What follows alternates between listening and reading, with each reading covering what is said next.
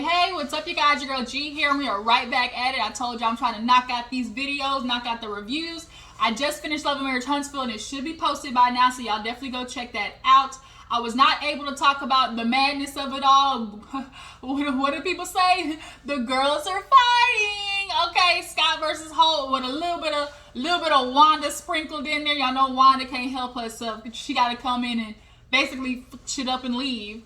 But yeah, y'all, we're gonna get into that hopefully in a live later on today, so y'all stay tuned for the timestamp of that. I'm gonna post it because I didn't really get a chance to talk about all the stuff that's popping off this week. A lot of people is just losing their minds per usual. But yeah, so let's get into Love and Marriage DC. I only watched the episode maybe 1.5 times, you guys, so if I miss anything, y'all just drop down in the comments, okay?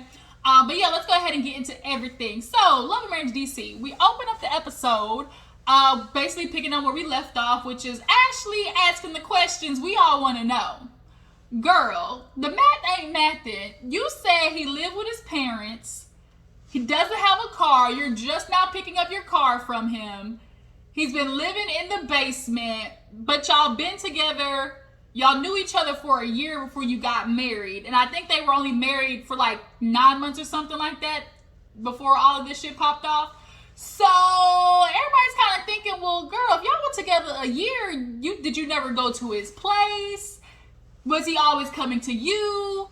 Were you picking him up and going on dates? Like, it's just kind of seeming, especially with your background that you brought up, you know, as a relationship, coach or whatever, you know, I know to go through these things. I know to double check and everything. And so that's what makes it even worse, because you know, in order, you know, if I'm going to be talking to people about relationships or wanting to get them with somebody, you know, I need to know their background before I partner you with somebody. And it's kind of like, well, bitch, you didn't even do your own background check. You let a whole senior citizen, AARP style, like, get you wrapped up in some fraudulent scammer-ish activity.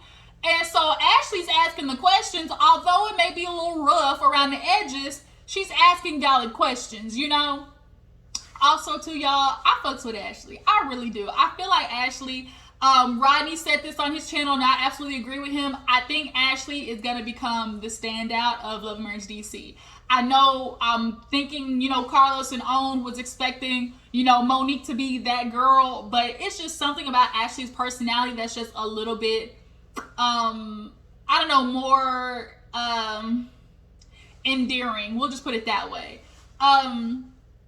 But yeah, so Ashley was basically calling out. She was like, I'm just confused. Like, you're talking about being a relationship, you know, advisor or whatever, but you know, you got 2 failed marriages, one with a cheater and one with a scammer. Like, make it make sense. So now Winter's like, well, you know, well, is success based upon what makes it and what doesn't make it? And she was like, yeah, that's kind of what success is. And so Winter keeps taking that as like, oh, well, why are you trying to blame the innocent party? And she was like, we're not trying to blame you. We're just simply trying to ask questions that I think Winter very much knows are logical questions that follow the things that you have said. Like, he's 60 years old, live in a basement. Y'all knew each other for a year. Then she wants to throw this, well, Christian thing. And she was like, bitch, I'm a Christian. Me and Quick is Christian. What you trying to get at? And basically she's like, yeah, people get, you know, together and married like 3 to 6 months. You know, it's real fast. And, you know, it had religion, community, And it's just kind of like, but what that got to do with finding out where somebody lived? Like, even though it was the pandemic, like, was he just coming to see you? Is that how he got around it? And then so basically it does kind of raise the question, like, girl, you was really ignoring the red flags because you thought you hit a lick. That's what it's looking like. I'm sorry, Winter. We just calling it how we see it. It's kind of looking like you thought the man had money, and he probably was, you know, maybe here and there give you a nice little thing, a little couple of luxuries, and you went along with it. But little did you know that money and luxuries he was getting you was funded by his job on the company credit card. So Quick kind of like changes the subject because he was asking, you know, like, how does one become a relationship advisor with no relationship type shit? But then Monique, she was like, let's try to move the subject. So Monique pulls out this fishing bowl or whatever, and it has like questions in it. And then they started talking about celebrity crushes, and Ashley's is Jesse, you know, Uncle Jesse from Full House, and Quick knows it. He was like, oh, I know it. And then she was like, well, you know, I'm not gonna lie, you know, she's like, that's kind of like my just first original, just kind of safe one. But you know, it's kind of weird now because, you know, I am able, you know, with how the way things are now, like the people I have crushes on, you know, I low-key, you know, can reach out to, you know, I'm actually in vicinity of. And so Winter hit her with a little stab, a little poke back after Ashley got on that ass. Winter was like, oh, so basically you're saying because of your, you know, because of your relationship with Quick, you know, you feel like you can reach these, you know, these people because of who you're with, basically. And so Ashley kind of hit, yeah, Ashley kind of went, I know this bitch did not just try to, this bitch just try to, did she just try to shade me? I think she just tried to shade me.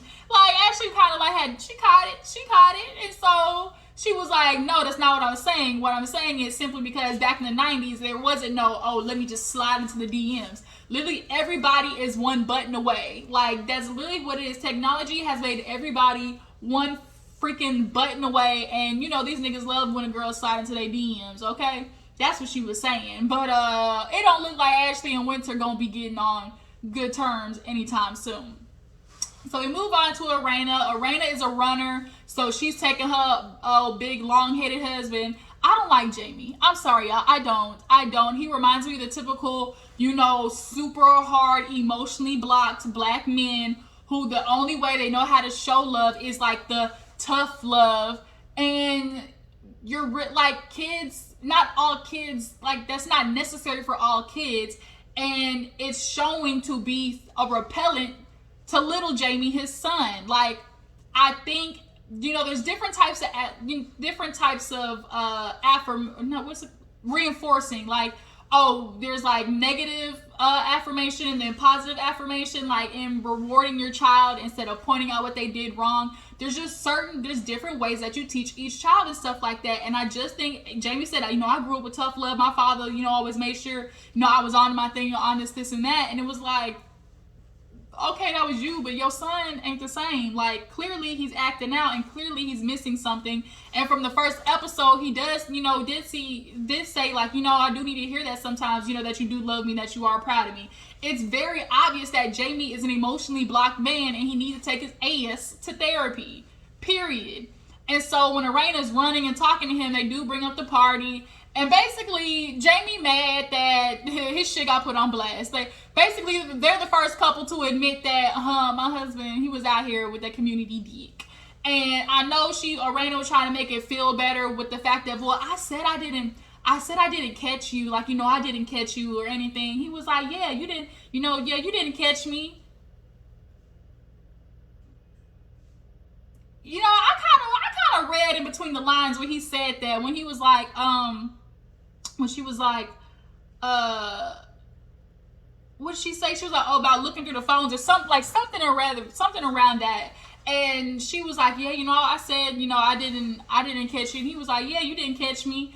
And it was like, no, what you really should have said was, oh yeah, there was no reason to, like, but no, it was, oh no, you didn't catch me. And it was just kind of like, Jamie, girl, boy, you is telling on yourself. And anytime a couple be like, yeah, we went through our bullshit, you know, the ups and downs, or when a man in particular says, man, you know, she stuck with me through my bullshit, they literally all say the same thing. Yeah, you know, she stuck with me through my bullshit. That basically means she stayed in the cut while I was out there doing my shit in the streets. And, you know, after a couple of times, she got tired and she left on me a little bit. But I worked my way back, and that's what's happened with Quick. That's what happened with Jamie. It's obvious. But he was like, yeah, you know, you ain't supposed to be telling everybody, you know. Before, she used to get mad at me for, you know, telling so-and-so. Now here she is, you know, telling people at the table, you know, she should have been like me. She's like, what you wanted me to say? That you don't remember, you know, when he in the confessional. Well, another thing that was like a ding light bulb moment when he was like, you supposed to say, I don't remember, or I don't recall. Did I not teach you anything? I was like, did I not teach you anything? And anytime a person says, I do not recall, bitch, they recall. They lying to your face through they teeth. Anytime somebody says, I do not recall, lies. Real lies. All right. But yeah, he just was upset. It's like, that's the problem with you niggas. Y'all do y'all dirt. Then when it come time to, you know, be man enough about the shit that you did, y'all want to start cowarding, you know, let's not talk about how I was cheating when you was at home with the kids. Yeah, because the shit is foul. Like, y'all do foul stuff, and then when it's time to, like, oh, own up to it, now all of a sudden it's like, let me slide into the show, let me back pedal and pussy pop type stuff, and it's annoying. Who the hell is that? It's a truck pulling. Had to check out the window. People was rolling up on the driveway. But yeah, so Erana changes the subject to her sons and Jamie, because we all know that Jamie's trying to rebuild a relationship with little Jamie. And as of right now, Erana was like, yeah, you know, because he was saying, oh, I'm going to take him to, you know, 9 rounds or something like that, and do boxing, exercises, yada, yada. So she's asking, like, oh, how everything's going with Jamie? And he was like, good, you know, we talking, we cool. And she was like, but are you talking to your son? No. And he was like, man, we good. Like, I keep telling you, like, we good. And so now he's feeling a little annoyed because he feels like Erana basically kind of, like, interjects herself into how he's relating to his son. And Erana's like, my dad was in jail, so I know what it's like to miss out, and I don't want my son to deal with that. You know, not only do I not want him out in the streets, I want him to actually have a legitimate relationship with his father. And Big Jamie, I know you want to convince yourself like, oh, we good, you know, we talk. But Erana's right. This simple, oh, you gonna get a haircut? Oh, you know, homie, what you doing this, like, oh, you know, what you doing today? Oh, you riding around? Okay, that's cool. All right, you know, I was just checking on you. All right, I'll talk to you. Love you, son. Bye. Like, that's not really, you know, that's not really building a relationship. Like, just generally having conversations with your kid about what's going on with their life, how they feel. I don't think he, like I said, Jamie is emotionally unavailable and blocked, and especially does not know how to do it with his sons. You could tell his son is definitely a little more open to being, like, emotionally vulnerable. But Big Jamie, on the other hand, that nigga got anger issues. And I know his dad, being as strict as he was, and I ain't gonna say abusive, but we know how black people is, and we know how the old black people was too. The shit they was doing was borderline abusive, and I know that's what he went through. I'm not gonna say allegedly, but we know. And it's just coming out in the way that he's parenting his sons. But coincidentally, little Jamie pulls up and they get ready to go to the boxing match later with the boxing little place later with Quick, because he wants Quick to talk to his son. So we see a scene of Ashley and Erana actually going to get, like, her, I guess she wanted to get her armpits, like the little, what are they called, the little fat part of the armpits, like, you can get Botox in them. So she got, like, Botox, like, all up under her arms right here. And I guess it's supposed to keep her from sweating. Actually super cute, y'all. She really is. And so they were kind of like doing a little slow motion when she took her shirt off. And she's like, body is snatched, face is snatched, like, girl, everything. And then Winter did not like it. Winter felt like Ashley was being hella boastful at the dinner table. Because she's like, no, not because of my husband, just because of, look at me, bitch. Look at me. Get into it. That's what Ashley was giving, and Winter didn't like it. But Ashley, nonetheless, she was getting her little Botox in her armpits, and they were talking about the dinner. And Erana kind of told Ashley, like, girl, I'm not gonna lie, you know, kind of felt like, you know, I think Winter was getting defensive because you was coming at her a little bit. You know, y'all kind of got into it. And Ashley was like, no, I wasn't. No, I wasn't attacking her. And she was like, you know, just a little teeny tiny bit. You know, just a little teeny tiny bit. You know, you was on that ass. And so Ashley was like, well, she low-key said something to me about, you know, Quick. And she's like, I was offended. And so basically now they're at the point of, like, are Ashley and Winter gonna be able to, like, get over this hump and just be able to, you know, coexist with each other? Because at this point, I'm definitely sensing these two hoes is gonna be passive aggressive until one of them finally gets sick of it.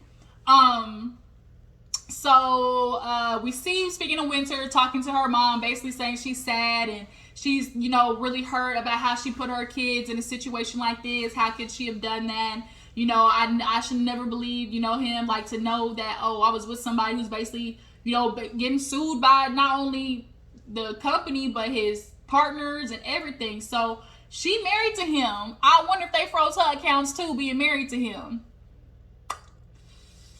Woo. That's why you gotta be careful who you marry, ladies.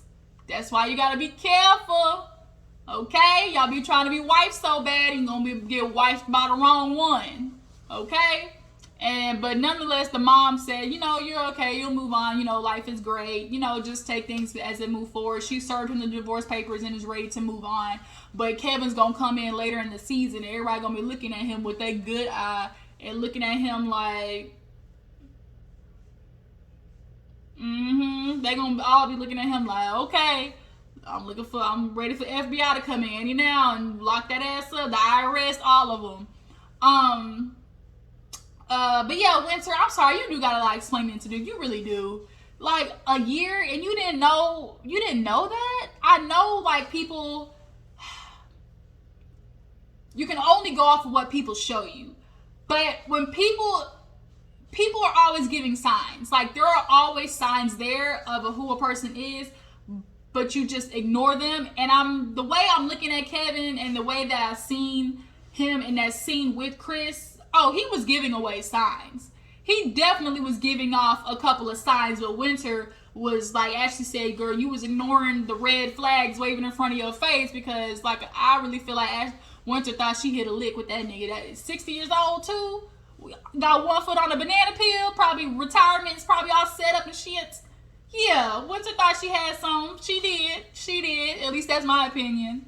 But yeah, so what happened after that? So we finally get to 9 round or whatever, and the guys are there, Big Jamie, Little Jamie, Jason, they're doing everything, and basically Quick comes, Jamie invites Quick because he wants him to talk to his son. He sees him as an idol, somebody who kind of was on the path that Little Jamie was on and was able to, turn water into wine. He took lemon and made lemonade. Okay? Well, I forgot. Where is that? Was that Sweet Life of Zach and Cody? He was like, life gives you lemons, you make lemonade. But yeah, so there was this weird part though where Jamie took Jason over to Quick and was like, hey, tell him what you want to do. And basically the son was like, yeah, my dad wants me to DJ. And so Quick was like, oh, you want to DJ? And no, Jason said, my dad wants me to DJ. And Quick picked up on that. He was like, I really want, him to want to DJ, not, Jamie live vicariously through him, because that can be dangerous. If he's not really in it, he's not going to have fun. And that's the best part. When you got to choose a life of something that you would have fun doing. Like, you don't want to be miserable doing shit that you don't love. But I do think, unfortunately, Jamie is taking this step of trying to push his son Jason into something because he feels a little, maybe, I don't want to say insecure, but I just think he just wants the best for his son, but he's going about it the wrong way. He definitely doesn't want to treat him as if his limitations can keep him from, pursuing a very lucrative career in the future. And I think it's easy for him to just push him into DJing because, that's something that is right there that he knows of and knows people connected to it. So I think to Jamie, it's like, oh, let me put him in this because I know people who I can connect him with. But it's like, I don't think that's what Jason wants to do. And I just really feel like Jamie only sees what he wants in people and wants them to make decisions that he, wants for them, and that's it. And then if you don't, he bitches a fit. But Quick goes over to talk to little Jamie, and he basically was like, I don't want you to think that I'm coming at you or nothing, but your dad, your dad told me what's going on. Your dad told me what's popping. Sound like you fucking up. Like, that's basically what he gave him. He basically like, sound like you fucking up. And you know what, homie? I've been there. I lived that life. I was in the streets. I got stabbed. I got shot. I was like, damn, this little 5'2", little Quick out there in them streets, okay?